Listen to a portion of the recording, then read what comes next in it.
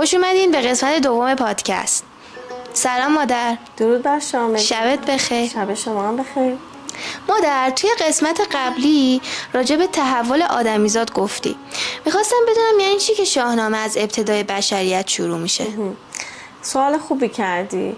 ماجرا اینه که فردوسی بعد از اینکه مقدمه رو میگه، چون اول کتاب از ستایش خرد شروع میشه و بعد آفرینش زمین و آسمان و انسان و بعد که پادشاه ها رو شروع میکنه در حقیقت از انسان غارنشین شروع میکنه.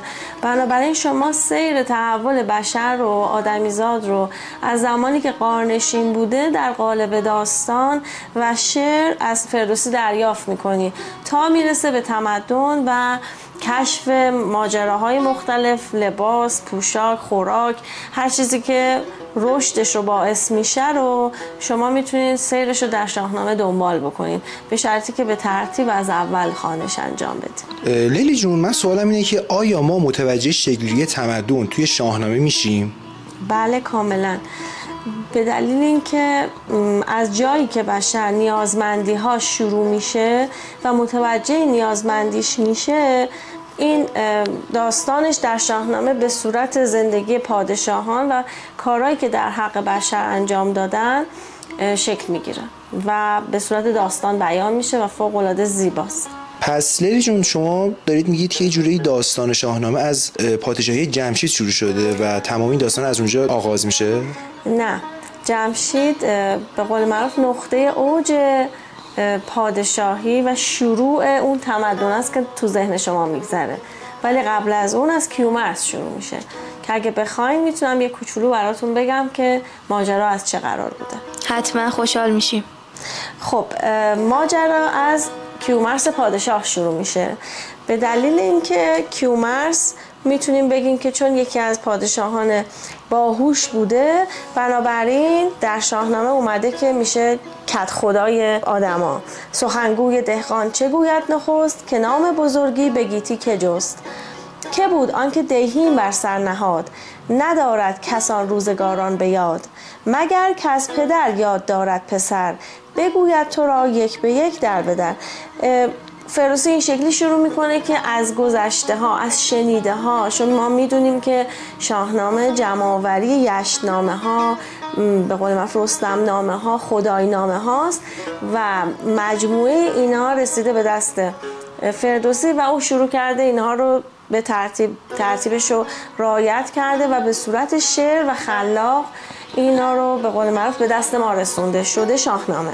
پس یعنی یه جوری فردوسی یه جوری جمع‌آوری کرده شعرهای گذشته. بله، یه بخش زیادیش رو جمع‌آوری کرده، یعنی به هر حال جستجو کرده و متن‌های نوشته شده‌ای بوده که به دستش رسیده و اون خودش پیگیری این ماجرا رو داشته، ضمن اینکه خب یه بخشی از شاهنامه سروده دقیقی بوده که بعد از مرگش میرسه به دست فردوسی و ادامهش میده فردوسی.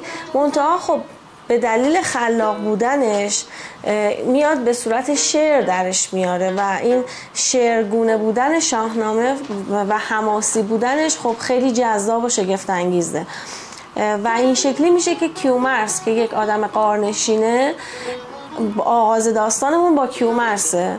اینجوری میتونم براتون بگم که همه آدم‌ها بدون هیچ پناهی در زمین پخش بودن و کیومرث اونا رو راهنمایی میکنه که بیاین تو غار زندگی کنین.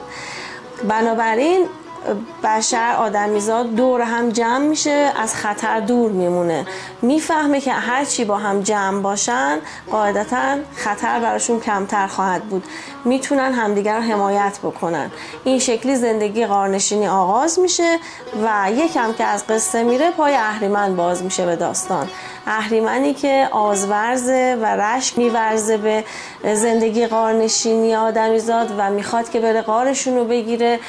حمله صورت میگیره و کیومرث پسری داره به نام سیامک که سیامک میگه من میرم با دیوا میجنگم و اون موقع چون هیچ ابزاری وجود نداشته قاعدتا اینا باید با هم تن به تن مبارزه میکردن، یه چیزی شبیه کشتی و بسیار سنگین و سخت که تو اون مبارزه که ما میدونیم که به صورت حمله نیست، نه، یه قراری میذارن، قرار بر مبارزه. مثلا خورشید بیاد وسط دشت و این دوتا گروه روبروی هم قرار بگیرن و مبارزه آغاز بشه و پسر کیومرث که سیامک باشه با پسر دیو با هم مبارزه میکنن و نتیجه این مبارزه میشه که سیامک از بین میره به دلیل اینکه با چنگال دیو آسیب میبینه و از بین میره.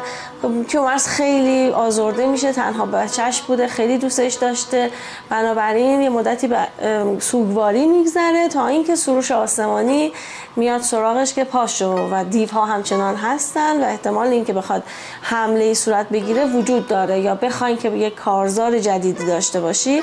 بنابراین سیامک که پسری داره به نام هوشنگ میاد و به کمک کیومرث که تقریبا حکم وزیرش هم داشته میاد و با هم فکری میکنن و به این نتیجه میرسن که از حیوانات وحشی به عنوان به قول معروف چیزی که قرار حمله رو صورت بده دیگه خودشون نرن توی مبارزه، حیوانات وحشی رو میارن توله هاشون رو بزرگ میکنن و اونها هستن که با دیو مواجه میشن.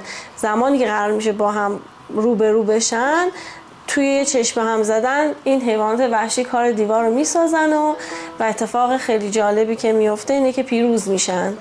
حالا اگه با سوالی دارین من در خدمتتون. خیلی عالی. میشه حالا چند بیت برامون بخونی؟ بله حتما. اون قسمتی که پسر سیامک رو معرفی میکنه: کیومرث شد بر جهان کت خدای، نخستین به کوه اندرون ساخت جای. پسر بود مرو را یکی خوب روی، هنرمند و همچون پدر نامجوی. سیامک بودش نام و فرخنده بود، کیومرث را دل بدو زنده بود. به جانش بر از مهر گریان بودی، ز بیم جداییش بریان بودی. یعنی خیلی دوستش داشت کیومرث. برآمد بر این کار یک روزگار، فروزنده شد دولت شهریار. به گیتی نبودش کسی دشمنا، مگر بدکنش ریمن آهرمنا. یعنی درست وقتی که فروزنده شد بختش، یهو اهریمن رشک میبره و دشمنی میکنه و این میشه که مبارزه آغاز میشه. دل شاه بچه برآمد به جوش، سپاه انجمن کرد و بگشاد گوش. بپوشید تن را به چرم پلنگ، که جوشن نبود و نه آیین جنگ. یعنی هیچ ابزار جنگی وجود نداشت، آیین مبارزه هم وجود نداشت. بنابراین پذیره شدش دیو را جنگ جوی، سپه را چو روی اندر آمد به روی. سیامک بیامد به رهن تنا، برآویخت با پور آهرمنا. با هم برآویختن یعنی کشتی گرفتن. بزد چنگ وارون دیو سیاه، دوتا اندر آورد بالای شاه. اینطوری شد که سیامک پهلوش باز میشه و ضربه آسیب میخوره و از جهان میره. فکند آن تن شاهزاده به خاک، به چنگال کردش کمرگاه چاک. چو آگه شد از مرگ فرزند شاه، ز تیمار گیتی برو شد سیاه. فرود آمد از تخت ویله کنان، زنان بر سر و موی و رخ را کنان. آیین سوگواری رو اینجا برای اولین بار فردوسی توضیح میده. برفتند با سوگواری و درد، ز درگاه کیشاه برخاست گرد. و نشستند سالی چنین سوگوار، پیام آمد از داور کردگار. یعنی یه سال بعد از این سوگواری از پروردگار پیامی میاد که همون سروشه که معمولاً پیام الهی رو براشون میاره و میگه سپه ساز و برکش به فرمان من، برآور یکی گرد از آن انجمن. بیا به قول معروف کار دیوار رو تمام بکن. و قسمت بعدی این شکلی شروع میشه که خجسته سیامک یکی پور داشت. پور یعنی پسر، که نزد نیا جاه دستور داشت. نیا یعنی پدر بزرگ، یعنی کنار پدر بزرگش دستور یا دستور به معنی وزیره، جایگاه وزارت رو داشت. گرانمایه را نام هوشنگ بود، تو گفتی همه هوش و فرهنگ بود.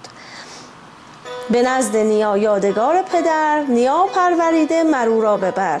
یعنی پدر بزرگش اونو بزرگش کرده بوده. و این شکلی که من لشکری گرد خواهم همی، خروشی برآورد خواهم همی. تو را بود باید همی پیش رو، که من رفتنیم تو سالار نو. کیومرث به هوشنگ میگه که من دیگه پیر شدم و تو بهتره که سالار این لشکر باشی. لشکری میخوایم گرد بیاریم که پری و پلنگ انجمن کرد و شیر، درندگان گرگ و ببر دلیر، سپاهی دد و دام و مرغ و پری، سپهدار پرکین و کنداوری.